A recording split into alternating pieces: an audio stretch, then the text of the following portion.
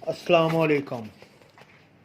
मैं doctor Mohammad Ashfaq Awan life care medical clinic से बात कर रहा हूँ। जैसा कि आपको पता है कि बकरा ईद आ रही है और आपने गोश्त भी खाना है। मैदा दुरुस्त, इंसान तंदुरुस्त।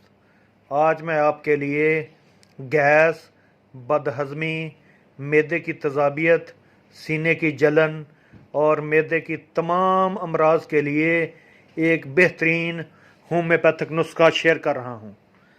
नेक्सविमिका 30, कार्बोवेज 30, पलस्तीला 30।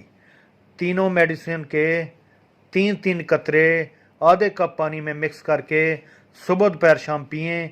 इंशाल्लाह पुराने से पुराना मैदे का मसला हल हो जाएगा।